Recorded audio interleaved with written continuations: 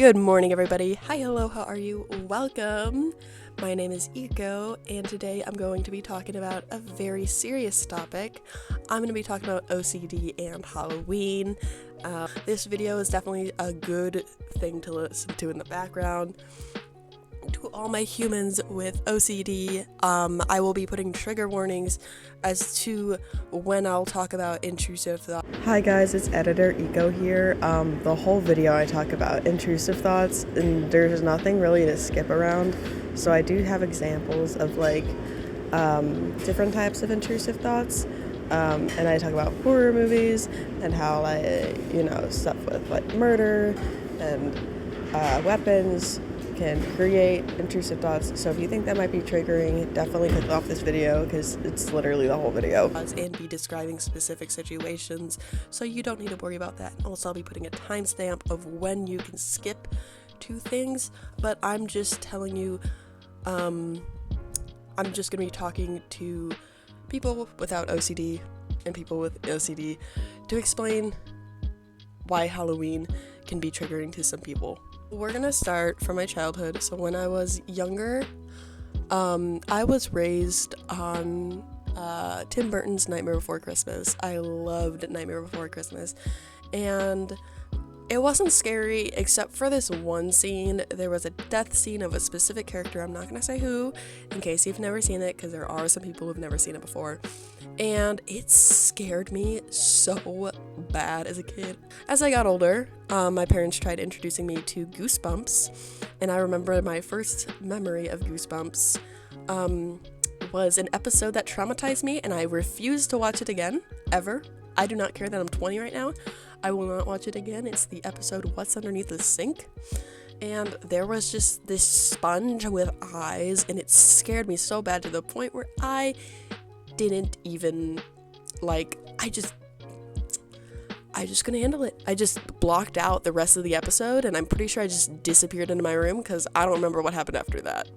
As I got older, I remember in 3rd grade, trigger warning, we're going to be talking about murder, a murder case that occurred. So in 3rd grade, I remember my music teacher randomly told us about a murder case that happened and the mindset of of the murderer, and I just think it's funny because what does that have to do with music? Why would you talk about that in front of a bunch of 3rd graders? That doesn't make sense. And this lady was older too, but she spent a whole session talking about that and stuff like that. And so obviously that filled me with a lot of fear, and I was like, oh, great. I could die. That's scary. And that was not something my little 3rd grade self wanted to hear. And so when it came to horror movies and things, and I would see those slasher movies, and I hear about it oh, Chucky, he's a killer doll or whatever. Dolls themselves don't scare me. I'm a big doll collector, but the thought of dying does, and that is what I'm going to talk about. So when you have OCD, sometimes specific things can trigger you. For example, for me, if I watch something that's a live action film, and say Chucky the doll kill someone, okay, and Chucky the doll himself is not scary to me, but my eyes are being exposed to this media, and I'm seeing that people in front of me on the film are dying. Even though I know the blood is fake, even though I know all these things are happening, I can still see it, and it's still there.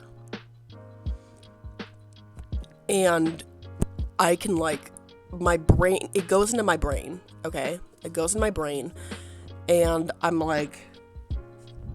so then after I'm done watching the film, I'm and then my brain goes, hey, Iko, maybe you should do this really bad thing to yourself, because a murderer can actually come in even though it's not Chucky the doll, but like, you know, you saw it happen, and you know there's most likely a really big chance of it happening to you. And so if you do this thing to yourself, you know, maybe you'll survive and save your whole family.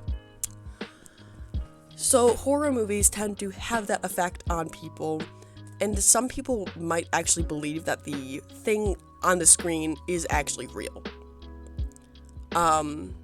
Just because of I saw this song, and it's like a tiny little dictator in your head, and that's kind of what it feels like. It feels like there's a little dictator in your head.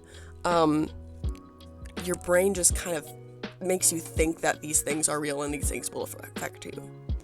And I'm making this video to explain that if your friend doesn't want to hear a scary story and doesn't want to go to a haunted house and doesn't want to watch a scary movie, it could be because of that. It's not always the case, but it's not only fear, it's also like self-harm and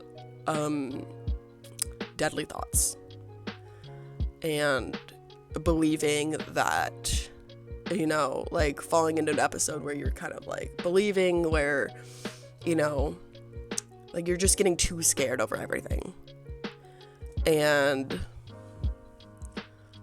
also it can trigger intrusive thoughts, which is thoughts that you don't want to have.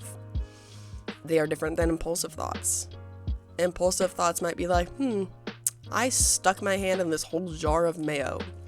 And intrusive thoughts might be like, I'm gonna crash my car. Like, you'd be driving and then you're like, I think, what if I just drove this off the road? It's thoughts that you know are dangerous to you, and it's dangerous to other people, and it's harmful, and they're not good, and they're not thoughts that you want to have. Like, in your brain, you're like, why am I thinking about this? Like, I hate this so much. And it takes a while to get rid of them. Or you can't get rid of them. Some people can't. I recently, like, when I got diagnosed with OCD, they put me on this antidepressant meds. So they've been calming down a lot. But, when you're younger, sometimes you just don't always know that that's like the case, and you might think you're like crazy, but actually it's just OCD. So don't pressure your friends into doing things they don't want to do, and stay safe. And also, I realize this whole video is talking about, you know, triggering subjects, so I'm probably just gonna put that in the beginning of the video. I hope you enjoyed my little educational video. I hope at least one person watches it, because it would mean so much to me. I love you all, and I hope you have a wonderful day. Bye bye.